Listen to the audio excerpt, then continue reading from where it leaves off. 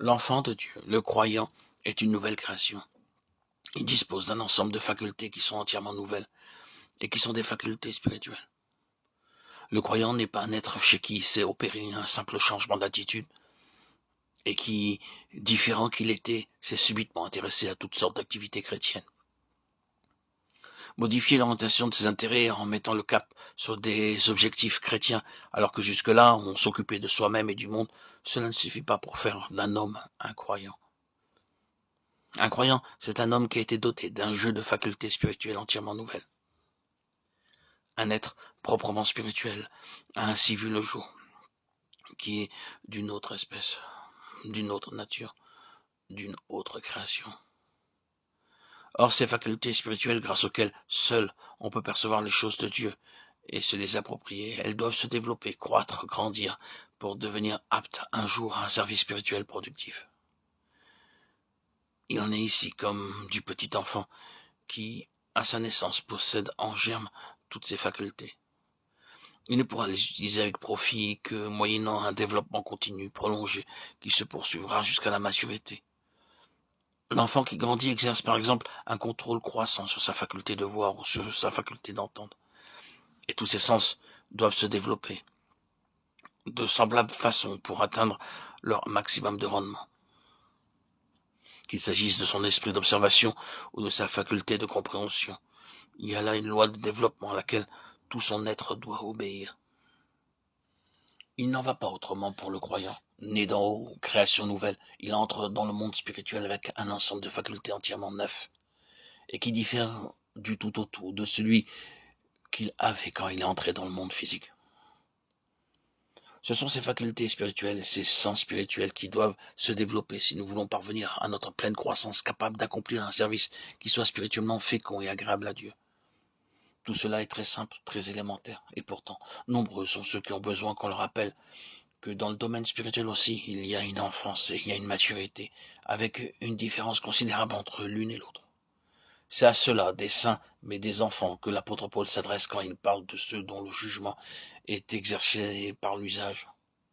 La nourriture solide, précise-t-il, est très bien, mais elle est pour les autres, pour les hommes faits. Il déplore qu'après tant d'années, les destinataires de sa lettre soient encore incapables de prendre de la nourriture solide. Pourquoi ? Parce que leurs facultés, parce que leurs sens ne se sont pas développés. Or, si vraiment la préoccupation de Dieu est concentrée sur ce point, amener les croyants à la maturité spirituelle, si dans cette dispensation l'état d'homme fait et bien son objectif suprême, il ne reculera devant aucun sacrifice pour obtenir ce résultat.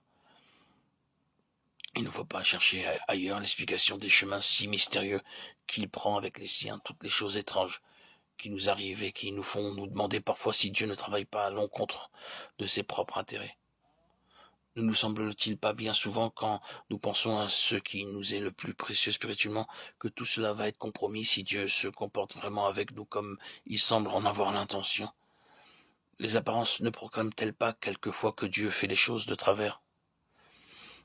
La vérité, c'est que Dieu ne craint pas de courir des risques. L'expression peut paraître osée, mais c'est pourtant vrai. Dieu ne craint pas de s'exposer à des malentendus pourvu que pour finir, il atteigne son objectif. Pauvres êtres limités que nous sommes, dont l'intelligence est à si courte vue, qu'importe où Dieu éternel, que nous nous méprenions pour un temps sur les mobiles qu'il inspire, s'il peut, en nous déconcertant, mieux parvenir à ses fins. Pour quelqu'un qui a pour lui l'éternité, le temps ne compte pas, il a un objectif en vue, et pour l'atteindre, il dispose d'un avenir illimité. Il peut bien s'accorder de laisser sans réponse, dans notre petit entendement humain, les questions qui soulèvent sa manière de faire. Ce qu'il a en vue est quelque chose d'éternel qui justifiera d'une façon éclatante tous les moyens qu'il aura mis en œuvre. Il peut donc courir le risque d'un malentendu. Ce ne sera jamais que pour un temps, il le sait. Et s'il estime que le but en vaut la peine, il n'a pas besoin d'autres raisons pour justifier sa manière de faire.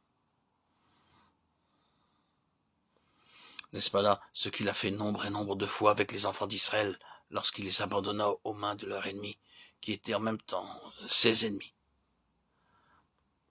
Ces nations païennes auxquelles il ne cessait de manifester son opposition et contre lesquelles il avait pris une attitude qui excluait toute possibilité de réconciliation.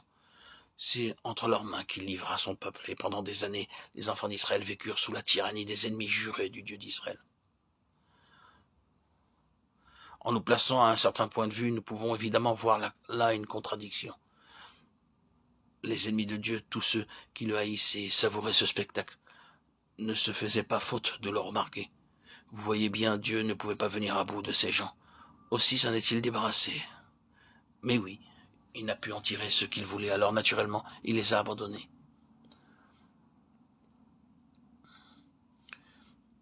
C'est précisément cet argument-là que Moïse fit valoir devant Dieu dans une heure d'intercession inoubliable. Eh bien oui, Dieu accepte de courir ces risques-là. Il laisse les païens rire, se moquer de lui, le railler en face devant le spectacle qu'il semble leur donner. Tranquillement, il laisse croire à sa faillite. Il laisse dire qu'on ne peut pas se fier à lui. Cependant que son peuple est la proie de l'ennemi. Et ce n'est pas une fois seulement que la chose arrive. Jérusalem est foulée aux pieds et les passants s'en vont disant « Ces gens-là ont mis leur confiance en Dieu. » Voyez donc le résultat.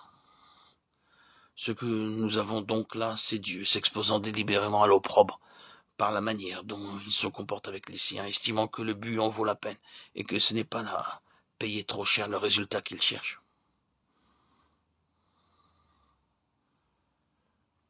Qui prétendra sonder les voies de Dieu? C'est toujours une erreur que de les apprécier suivant nos critères humains.